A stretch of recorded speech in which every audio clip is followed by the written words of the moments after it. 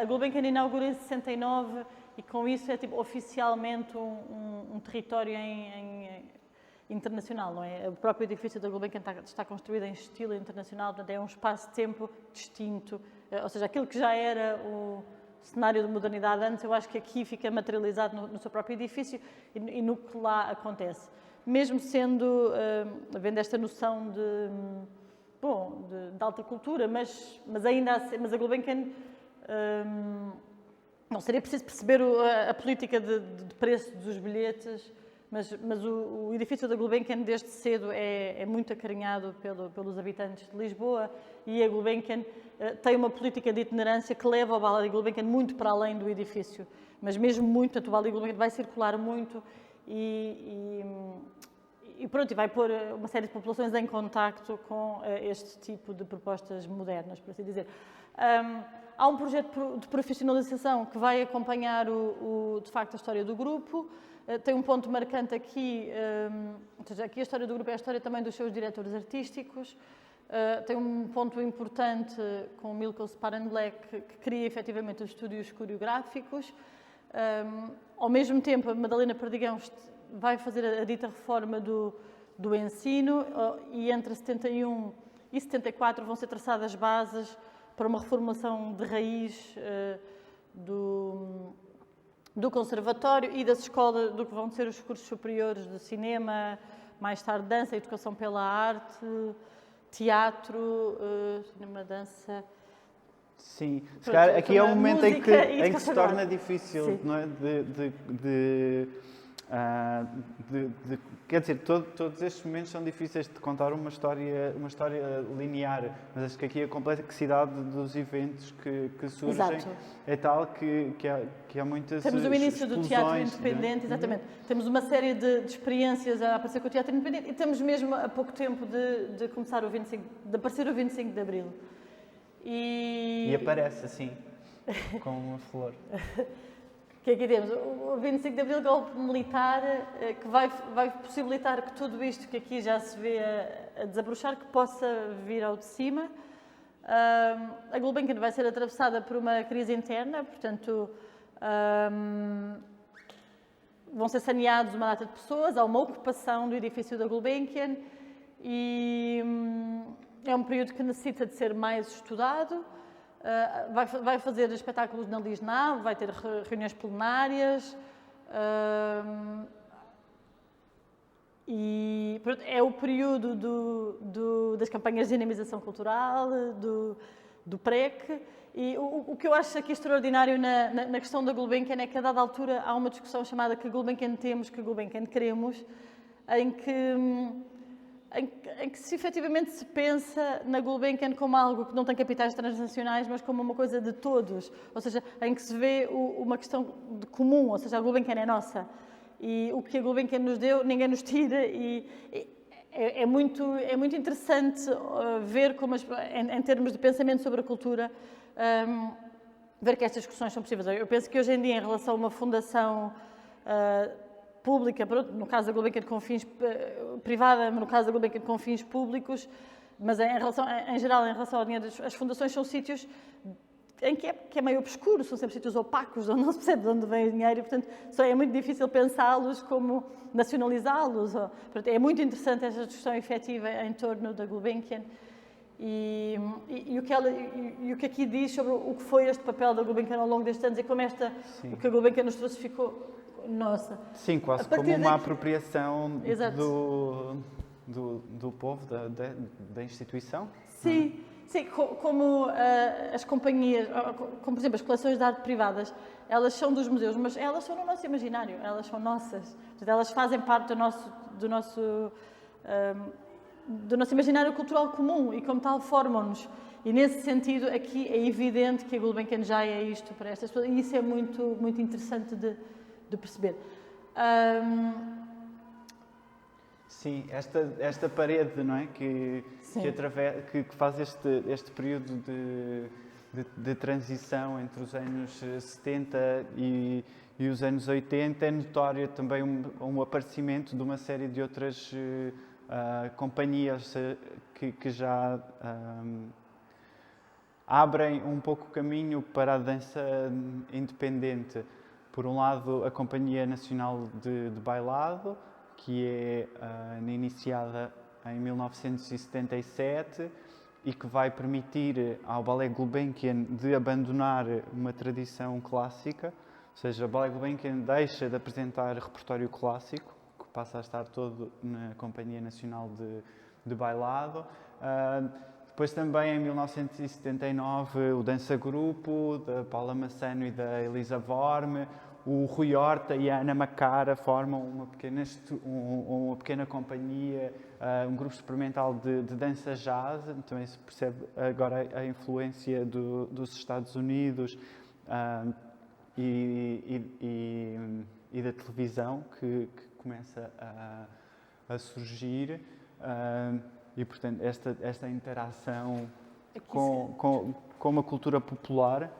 Sim, aqui se quiser eu chamava a atenção, porque tínhamos ali a dança pós-moderna americana, a linha verde em cima, é a linha da história da dança mundial, por assim dizer, e da história da arte. E ali, quando em Portugal se está a começar a profissionalizar um tipo de dança neoclássica, nos Estados Unidos, juntamente com as contestações dos anos 60, estão a ser experimentados tipos de movimento pedestre, hierarquizado, que acabarão por ter grande expressão nesta altura em Portugal. Ou seja, aqui esta parede das escadarias, eu acho que é das aberturas e fechamentos de Abril, não é? Portanto, Abril vai permitir que uma série de coisas que já estavam em potência abram. Claro que há muitas que começam a fechar a partir de 77 e com o final do PREC, mas, por outro lado, há um efeito continuado das aberturas de Abril que em coisas como a cultura, que às vezes exigem uma duração longa, que vão acontecer ao longo de toda esta parede, até ao longo de todos os anos 80. Portanto, é como se há coisas de Abril e fruto desse pensamento que tem lugar nos anos 80, que até é um período que nós consideramos muito desideologizado, mas sem ideologia. Pronto. Mas em contrapartida, por exemplo, a experimentação em dança, que é tida ali nos anos 60, justamente com a experimentação política e existencial dos 60s, em Portugal vai ter lugar aqui. Pronto, isso eu acho que é importante. Sim, também o facto da dança ser uma prática mais popular vai ser notório na televisão. Nós passamos este documentário de 1975 que se chama Dançar, Ensaiar e que faz uma reportagem essencialmente da atividade do Ballet Gulbenkian, mas que problematiza vários aspectos relacionados com a profissionalização em dança, quais são as necessidades físicas da prática, quantas aulas é que se deve ter, a educação intelectual dos bailarinos, a necessidade de haver aulas teóricas, mas também vai fazer entrevistas a espectadores que vêm ver os bailados e que têm opiniões sobre esses bailados, em que essas opiniões são presentes. E vemos, por exemplo, a jovem Olga Roriz, que na altura mudou-se de Viana do Castelo para Lisboa para continuar a sua educação em dança e que vai assistir aos primeiros balés do Ballet Gulbenkian. E então começa a haver um cruzamento de públicos que é bastante que está em erupção. Então, aqui durante o final dos anos 70 e início dos anos 80, o que vemos de facto é uma emergência de grupos de dança, de projetos, de estruturas de produção pequenas, independentes, como temos aqui o Dança Grupo, como vamos ter aqui o Grupo de Dança Experimental de Jorge Trincheiras, como vamos ter aqui o Grupo de Dança Atitudes e Movimentos da Ana Macara, e este aparecimento de novas estruturas independentes de produção contrapõe-se um pouco às estruturas grandes da Companhia Nacional de Bailado e do Ballet Gulbenkian e porque operam modos de produção diferentes, também geram portanto, peças coreográficas e práticas coreográficas diferentes. Mas que ainda mantém uma lógica de companhia, não é? Ou seja, não são já totalmente grupos independentes, mas mantém a lógica de companhia. Mas essa companhia tem um funcionamento distinto, talvez mais aberto, com mais interação. Por exemplo, o caso do dança-grupo é também paradigmático pela relação com a Constança Capdeville, que era uma compositora experimental, que também colaborou muito com o Ballet Gulbenkian, mas que fazia um cruzamento, ou que permitia um cruzamento entre práticas extremamente estimulante, porque já não tinha que ver apenas com a dança, mas sim com o modo de pensar a arte.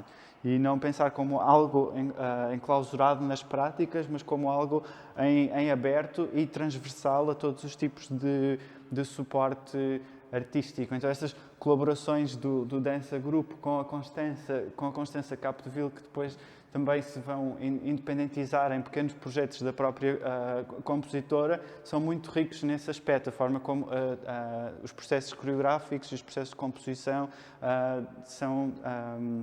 se cruzam. Um pouco também na transição do Merce Cunningham e do John Cage, por exemplo, que tiveram sempre uma presença bastante regular em Portugal. Eles já tinham vindo nos anos 60, voltaram a vir nos anos 80 e mais tarde, e faziam sempre turnés em todo o país. Ou seja, por exemplo, este cartaz que temos aqui foi da apresentação da companhia do Merce Cunningham no Funchal. Hoje em dia, não sei, achamos sempre que é inimaginável uma companhia destas ir ao Funchal, ao circular em todos os teatros, porque são sempre cargas financeiras bastante astronómicas. Mas este cruzamento é muito vívido. E talvez referir, portanto, uma multiplicação das possibilidades, das práticas e das estéticas, como por exemplo aqui em 1980 há este evento em que Leonor Kelly é a primeira bailarina a passar no exame do Conservatório Nacional com uma prova de dança contemporânea. Mas também aqui... É contemporânea em oposição à dança clássica. Ou seja, até aqui nenhum bailarino tinha passado a prova. Sim, exato, com uma prova de dança, portanto, de repertório clássico habitual. Portanto, as expressões da dança contemporânea começam a aparecer aqui. Temos aqui o ateliê coreográfico da Madalena Vitorino, em 1980, que começa a funcionar nas instalações do Ateneu Comercial de Lisboa, em que Madalena Vitorino, que tinha estudado na Laban, no Laban Center do Goldsmiths College em Londres, traz essa sua experiência de estudo e de exposição a práticas também muito ligadas à dança moderna, mas no fundo cria uma espécie de ateliê de experimentação coreográfica em que muita gente participava, não só sobretudo bailarinos. Não só pessoas interessadas na dança, mas também as próprias pessoas do Ateneu Comercial que frequentavam aquele espaço, pessoas não ligadas às artes, portanto, e aqui a Madalena Vitorino, portanto, no início dos anos 80, inicia uma trajetória que nós vamos ver que é uma presença regular, que ainda hoje está bastante ativa e que logo de seguida, por exemplo, temos aqui, vai estar ligada também aos primeiros cursos da Escola de Dança, da Escola Superior de Dança, que se inicia aqui também em 1983, e que é um... Em 83 com uma comissão. Não é? Primeiro com uma comissão, não já com um projeto físico e instituído, mas com uma comissão para começar a Escola Superior, para instalar, não é? como processo. Perceber a falta de uma escola pública para a dança em Portugal e pensar como a implementar.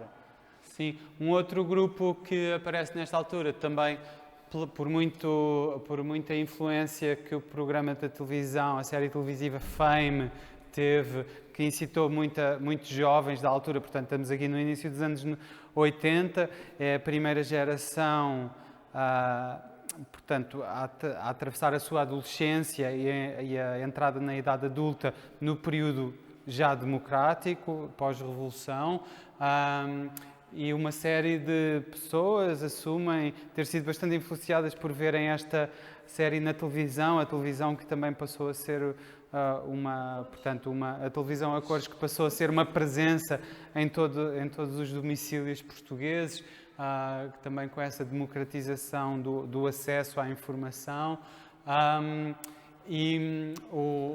Portanto, o coreógrafo, bailarino, Rui Horta, funda a Companhia de Dança de Lisboa, que vem, no fundo, a integrar uma série de bailarinos que depois fariam o seu percurso, mas com muita exploração daquilo a que na altura se chamava dança jazz, que também ele tinha ido estudar. Sim, se bem que a Companhia de Dança de Lisboa já misturava muito muitas influências de dança moderna.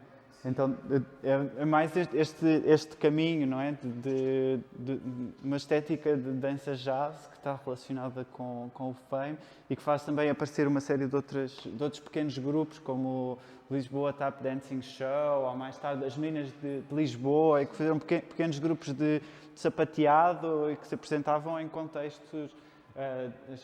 É quase como entre dança popular e projetos artísticos, não é? Uma coisa sem uma delimitação muito precisa. Também é uma altura de um início de uma abertura aos consumos, não é? Os anos 80 em Portugal.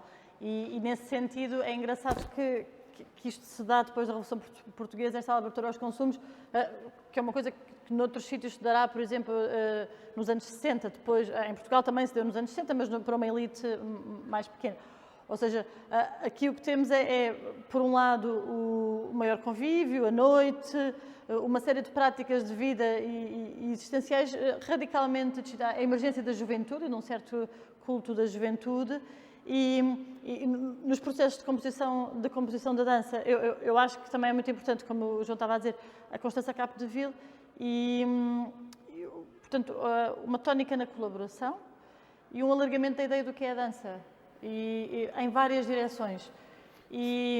Sim, por exemplo, aqui temos esta zoológica instalação a habitar por coreografias, que é um evento também bastante singular no modo como apresenta coreografias num espaço habitualmente dedicado às artes visuais e que no fundo é exemplo de uma série de cruzamentos e hibridismos que passam a ser cada vez mais recorrentes daqui para a frente. Acho também importante aqui que o suposto primeiro espetáculo de dança contemporânea, não sei, será sempre...